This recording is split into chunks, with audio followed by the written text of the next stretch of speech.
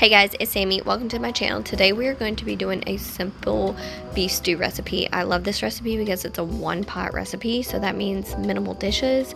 And if you have toddlers like me, that's so helpful because you just don't always have time to sit there and do a ton of dishes. So this is a wonderful recipe for that. All you have to do is buy the beef stew meat, salt and pepper it on both sides, and then just throw it in your pan with some olive oil, and you just want to sear it.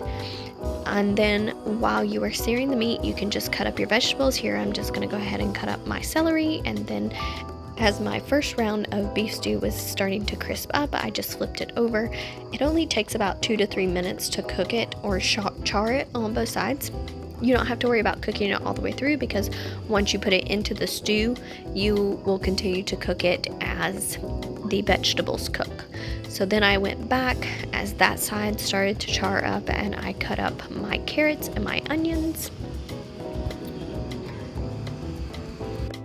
And once my carrots and onions were done, I went ahead and removed any beef stew that was completed for my first batch, and I added the second batch of beef stew in. Now the reason you want to work in batches is because you don't want to overcrowd your pan. That's going to cool your pan down, and you're not going to get that nice charred meat. You're going to get more like just brown meat, and you want it to be a little charred, and you want the charredness to be stuck on the bottom of your pan because we're going to use some red wine vinegar to get that up and to just help give some more deliciousness to the stew.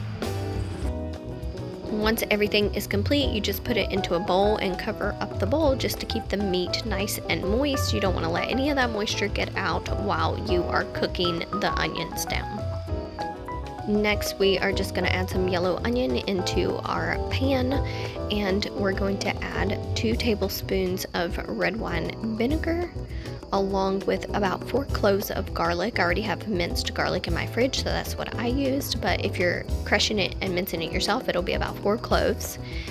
And then you also want to add 2 tablespoons of tomato paste. This is going to make it that hearty, nice, thick, tomatoey kind of taste, but not overpower it. Stir that in, and then the next thing you're going to add once the onions get a little bit more transparent is 2 tablespoons of any kind of flour that you have. I like to use a white whole wheat flour, so that's what I'm using today, but an all-purpose flour, arrowroot flour, really any kind of flour will work for this. So just add your flour of choice into the sauteed onions.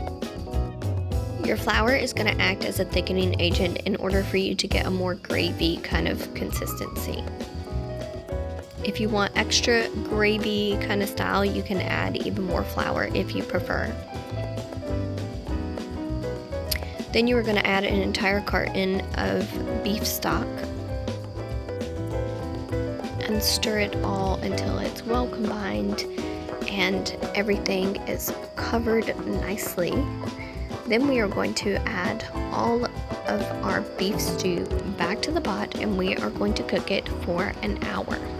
Partially covered, and you also want to add in some rosemary, thyme, and even parsley if you have that. All of mine was already frozen into oil that was in my freezer, so that's why it looks kind of weird. But put it on for an hour and finish cutting up your vegetables while you wait.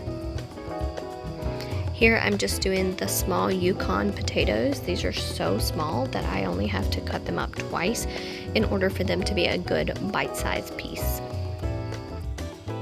Once your stew has cooked for an hour, you just want to uncover it, and we're going to add all of those vegetables into the pot.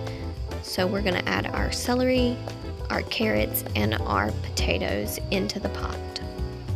Give it a good stir until it is well combined, and then we are going to cook that for about 20 to 30 minutes or until you can put a fork easily through your potatoes and carrots. Once your vegetables are done, then you are ready to plate your stew and enjoy this delicious, warm, comforting winter meal. Surprisingly, even my kids like it, especially this one because he's incredibly picky.